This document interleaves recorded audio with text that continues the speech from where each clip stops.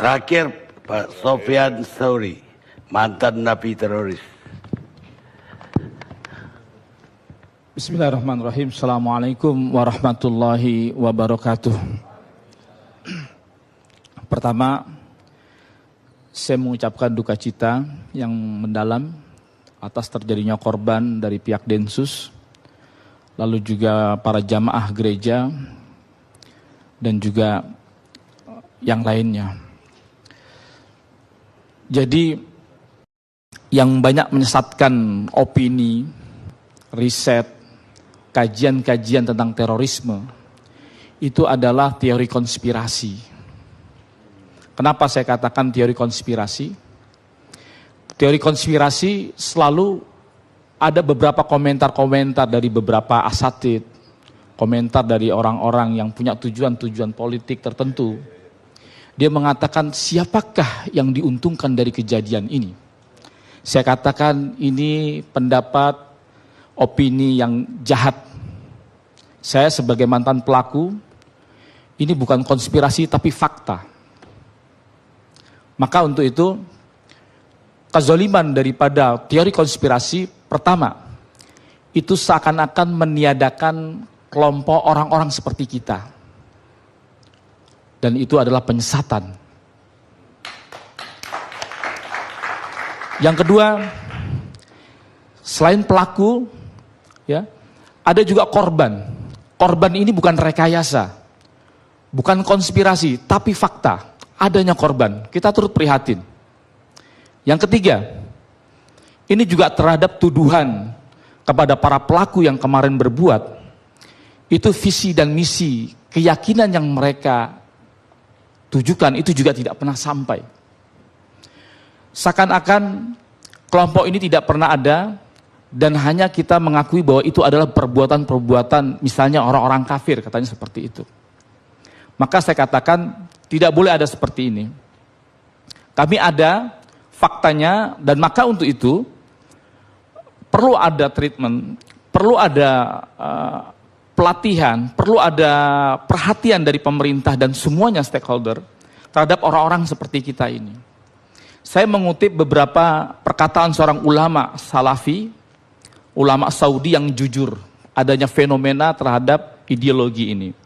Dia katakan begini, inkaru alaqatun at-takfir ad-durar ats-tsaniyah khiyanatan lil ummah wal waton, kata dia.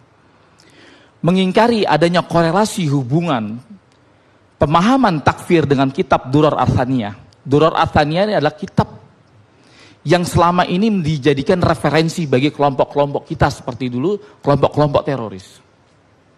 Nah, kitab Durar ats-tsaniyah ini juga dijadikan oleh tadi Pak Tito mengutip perkataan Syekh Al-Maqdisi. Beliau juga menjadikan kitab Durar ats-tsaniyah sebagai pijakan.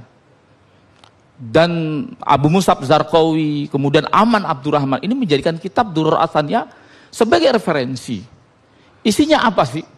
Ternyata itu adalah isi, ya, saya sebutkan ada beberapa materi, ya. Kadang kalau saya membahas masalah tentang dakwah Najat, ini banyak orang tersinggung. Seakan-akan pemikiran ini tidak pernah ada, dan tidak boleh salah, dan tidak boleh dikritik. Kemudian kata Syekh Hatim Al-Nuni yang mengatakan tadi, khianatul lil ummah wal waton, berarti dia telah mengkhianati umat, karena seakan-akan kitab ini nggak boleh salah, membuat pemikiran ini akan terus hidup. Ya, karena teori konspirasi tadi. Sampai dikatakan oleh beberapa dokter, di dokter lulusan Timur Tengah, dia mengatakan bahwa sebetulnya itu bukan Muhammad bin Abdul Wahab, tapi itu Wahab bin Rustum, tokoh Khawarij yang ada di Maroko. Saya bilang sekelas dokter dia tertipu. Kenapa? Kami bisa datangkan bukti, buku-buku yang kami jadikan referensi untuk beramaliat, ya, seperti Itisadiyah, itu adalah Durar ats-tsaniyah, Sabilun Najah, Risalah Makna Thaghut, dan lain sebagainya. Sampai saya 13 tahun menjadi polisi, saya keluar gara-gara membaca buku ini. Kok dibilang ini sebuah konspirasi? Lalu sampai kapan kalau hal ini seperti ini dijadikan sebagai konspirasi? Kapan kita mau berbenah? Kapan kita mau mengkoreksi? Ini yang berbicara mantan teroris. Saya praktisi.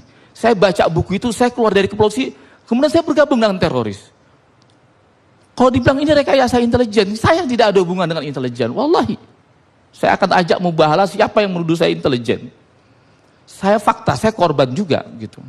Maka tidak akan pernah selesai kalau hubungan ini. Tetapi kemudian kalau kita kaitkan dengan teori konspirasi, bisa jadi karena apa? Pemikiran takfir, ya, pemikiran takfir ini berbanding lurus dengan kepentingan musuh-musuh Islam itu sendiri yang ingin mengadu domba. Ya, bisa jadi proksi. Tapi faktanya adanya pemikiran takfir ini itu adalah fakta dan tidak bisa kita ingkari. Gitu. Ini yang membuat rusak by riset, ya, rusak ya teori-teori yang lain dan sebagainya, sehingga penyelesaian masalah terorisme tidak akan pernah selesai. Faktanya memang kita harus mengungkap masalah-masalah seperti ini dan jangan setengah-setengah lagi. Itu yang pertama Pak Karnim. Yang kedua, saya sangat gembira tadi dari Ibu Dirjen Pas, ya. Mulai ada asesmen, sebetulnya deradikalisasi itu sudah cukup baik menurut saya. Tapi ada yang perlu kita tambahkan, kita koreksi sedikit. Proses deradikalisasi itu harus sudah ada ketika proses penyidikan awal. Dari situ kita bisa dapat jaringan mana dia. Lalu tingkat radikalisasinya seperti apa. Maka untuk itu kita sudah bisa memberikan formula apa yang mau kita berikan kepada anak-anak ini. Para teroris-teroris ini. Gitu. Karena apa? Pengalaman saya ketika saya masuk ke Chandra di Muka selama 7 hari, ya biasalah bonyok-bonyok, ya patah-patah sedikit. Pada saat itu saya sedang mereview pemikiran saya. Saya berpikir yang tidak-tidak, apakah saya ini dirode oleh Allah? Kok saya bisa tertangkap? Lalu saya berpikir lagi, mungkin saya kapok dengan jalan ini gitu. Tapi ketika itu saya dicampur dengan tahanan-tahanan yang sudah lama. Lalu apa yang terjadi? Isbir ya akhi, sabar. Wajabat alaikum jannah. Surga untuk antum. Ujian ini akan Allah tebus dengan surga. Yang tadinya saya hampir down, saya jadi semangat lagi. Kenapa? Ada proses pencampuran di situ. Saling mentahrid, saling memotivasi. Ya. Karena ini dulu awal-awal nggak ada asesmen seperti ini, tidak ada profiling seperti ini. Akhirnya dicampur. Tidak berlebihan kalau kemudian wakil presiden kita mengatakan teroris itu kalau dikumpulin dia jadi madrasah. Antum bisa tahu Syekh Abu Bakar Al-Baghdadi, dia keluaran dari mana? Penjara yang namanya Buka. Ada Syekh Jolani, pemimpin Jabhatun Nusra, dia juga dari penjara Buka. Ternyata penjara ini juga memang memproduksi para pemikir